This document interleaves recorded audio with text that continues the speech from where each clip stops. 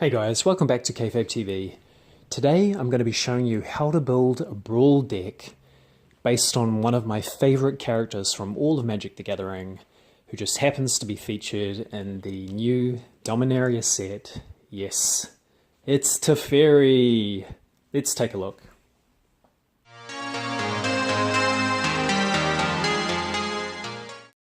So a little bit about Brawl as a format if you're unfamiliar with it. It is a commander format featuring cards just from the current standard environment. You've got a maximum deck size of 60, and you can choose either a legendary creature or a legendary planeswalker as your commander. This deck happens to feature a legendary planeswalker in the form of my favorite dude. Really happy to see him get a decent card in this set, this amazing set. It's Teferi. So Teferi is a 5 mana planeswalker. He's 3, a white and a blue. He's got 4 stunning loyalty, which is kind of decent. He'll click up to 5 that first turn that he arrives in. He's got a +1 ability that lets you draw a card. Then at the beginning of your next end step, you can untap 2 lands. So this is a great way of course, keeping mana open. What does a blue-white control deck want to do? It wants to draw go. It wants to sweep and then leave mana up for a counter. And this deck can definitely do that, especially with Teferi's +1. His +1 kind of lets you make a sort of a cost reduction on your play if you do absolutely have to play something at sorcery speed. So your enchantments and your sorceries, they're going to get the benefit of a slight cost reduction by using Teferi's +1. This is all including drawing a card, so it's a pretty decent deal. His -3, of course, is the way he protects himself if he doesn't really have much of a choice. It's kind of like phasing, I think. When I saw this, I thought this is so on flavor for this guy. You can put a non-land permanent into its owner's library 3rd from the top. Basically, they're not going to see that card unless they have card draw for a couple of turns. This will give you time to prepare to counter it if you need to do that. It's just a great way of protecting him. The icing of the cake, of course, is his ultimate. Now, this is a little bit different considering the format's a lot slower. You start with a lot more life.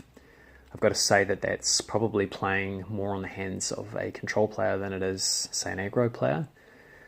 It means that there's more chance that we're going to be able to get to this ultimate.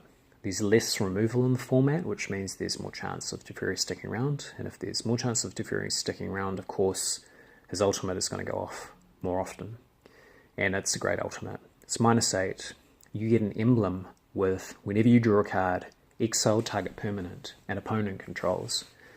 You'll notice that most of the cards in this particular deck can work around that. They either cycle or they just flat out draw a card for you. And that will work really well with his ultimate ability. Also note that it says target permanent and not just target non-land permanent. This means that given enough card draw on a turn, you can completely decimate your opponent's entire board. You can take their mana base out first, you can take their threats out, whenever you want to, really. It's a great ultimate, if it goes live. So Teferi isn't the only planeswalker we have in this deck. There are 3 other guys that I've included. So let's take a look. We've got Dovin and Gideon. So both these guys kind of fill the role of creature control. They don't remove a creature, but they do kind of let you get on top of a situation in which a creature might be running in. Dovin also happens to draw you a card, which again works quite well with Teferi's ultimate. And Gideon, well, he can beat face. The dude's going to run in there. He's a 4/4. He's indestructible. Prevent all damage to him. He's going to do some damage. Gideon kind of counts as one of your finishers. He also happens to prevent all damage that you might be taking from a permanent, which is pretty good. He also has his emblem, which means that you can't lose the game as long as you control a Gideon planeswalker. So in a game where your opponent doesn't really have many answers, and Brawl's kind of typically that format, there aren't really that many answers to planeswalkers straight up. This is good. It's really good. The ability to not lose the game is great. Next up we have new card, one of the dudes from Dominaria. He's back. It's Khan. So Khan is a card advantage engine. He will grab an extra card for you, no matter whether or not it's from the top 2 cards of your deck. Choose one of them. One of them gets to go into your hand, one of them goes to exile with a silver counter on it. His -1 lets you put a card that has been exiled by him into your hand. So over a longer game, if Khan's allowed to stick around and kind of generate this card advantage engine, you're going to find that you're going to get the pick of the bunch from the top of your deck. There's no real situation in which you're going to miss out on getting the best cards that you need to on any particular turn. The icing on the cake, of course, is his -2, which lets you create a blocker. Basically, it'll drop a little fella into play who will provide you with a body. Of course, yeah, it does mean that there's a target for your opponent's removal. We are quite creature light in this deck, but I think ultimately it's a really good way of protecting Khan. These tokens potentially can get quite big as well. There are at least 5 other artifacts that we're going to be playing in this deck. Even just 2 of those down, and this guy starts looking quite big. He's going to be, at least a 3/3, possibly a 4/4, without too much hassle at all. I think he's a really good card. Obviously, 4 mana for a 5 loyalty Planeswalker is pretty good. Just so happens to have a really decent stats. Just so happens to be able to be cast with any color of mana. I think that's a really good option. Next up, we've got our instants. So there's quite a few instants in this deck. You'll notice straight away that this has got a very similar shell to traditional blue-white approach deck in standard. So if you're a approach player, especially blue-white approach, or even a control player in general, this is going to seem really familiar to you. And that's the idea. This is a blue-white control deck. That's my favorite kind of deck is control. This is a multiplayer environment potentially. A lot of people looking at it from a dual perspective. I think that's a really good way of looking at the kind of format too. Most people who I've talked about are more interested in the kind of dueling aspect than they are the multiplayer. So this deck kind of works more as a dual deck than it does multiplayer, but it is still fairly effective as a multiplayer deck. We've got bog standard stuff here. We've got card draw, we've got counter spells, we've got a little bit of filtering, got a little bit of untapping with the new rewind there. We've got some removal, farm to market, also some filtering. We've got commit to memory, glimmer of genius, hieroglyphic, settle the wreckage, pull from tomorrow. All these cards work quite well to kind of counter your opponent, removal. We've got a ton of card draw there. Again, that's going to work in quite well with Teferi's ultimate. Got a couple of sorceries here in the way of Fumigate, which of course is good sweeper, gains you some life. Khan's Temporal Sundering. We're going to try a copy of this. I'm not really sure about this card. It could be great, could be okay. I think I'm probably leaning more on the side of it being just an okay card, but you don't really get too many extra turns in standard these days. It does have some value in the way that it bounces a creature back or bounces a non-land permanent back. It gives you a turn to set up against that particular thing, which I think is quite good. That's always the problem with bounce as kind of a tempo play, is that you're often spending the money that you would use to counter that play when they play it again. Khan's Temporal Sundering kind of gets around that. Works quite well.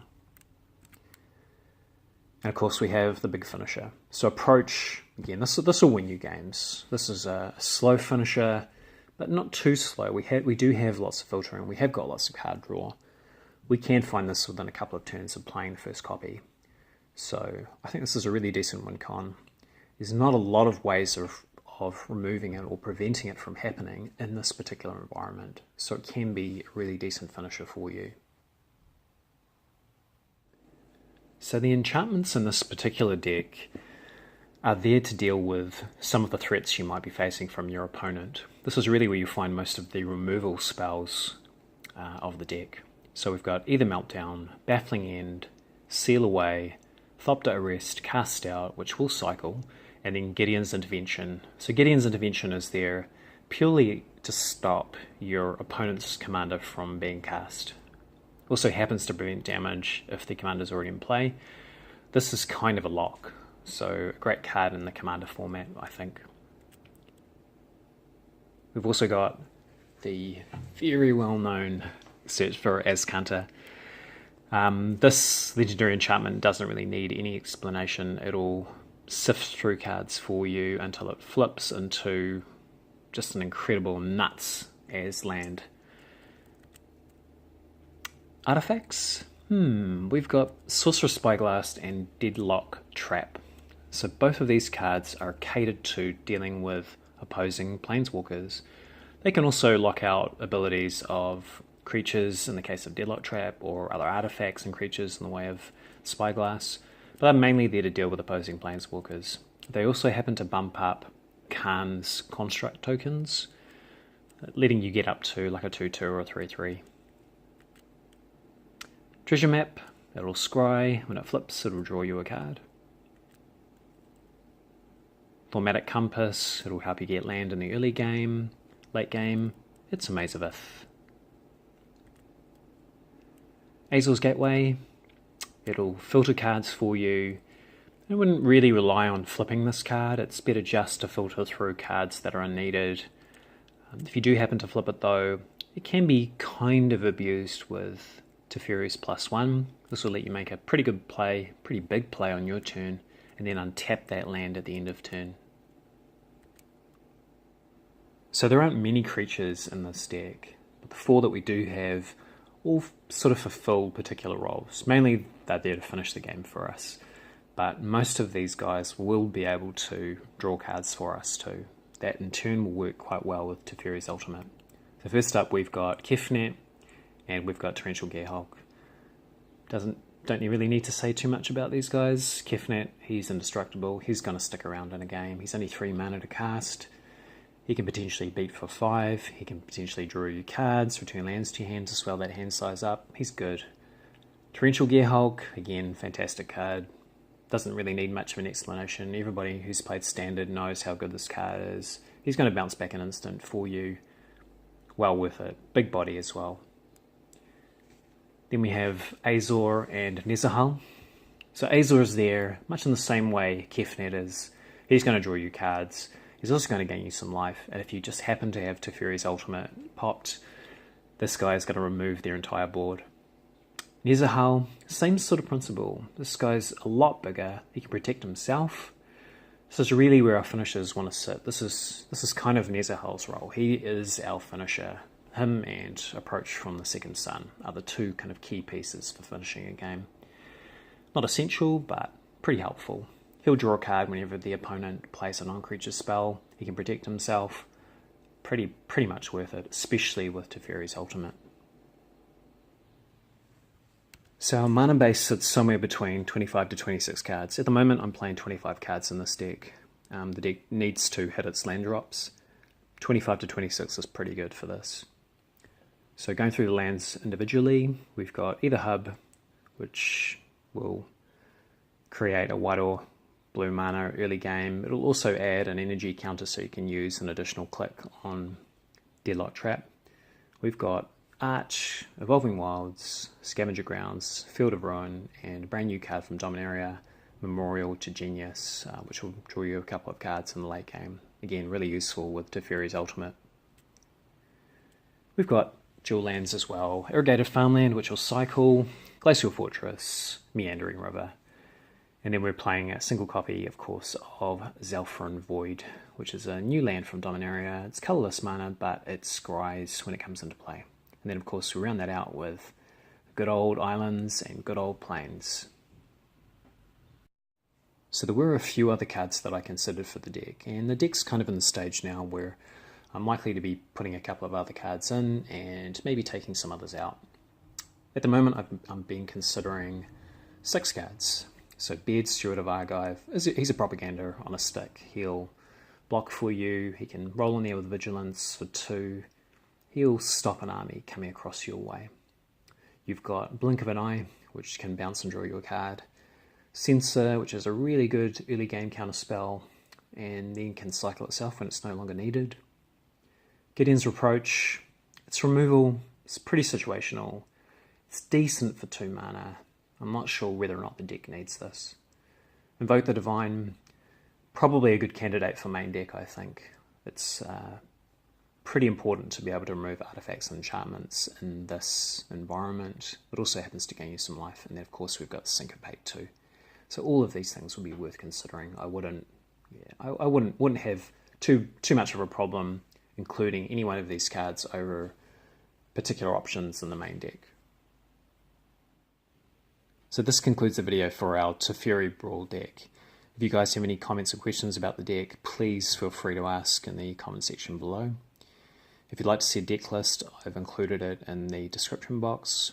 If you guys like the video, thank you very much. And I encourage you guys to subscribe to the channel if you'd like to see more MTG and gaming content.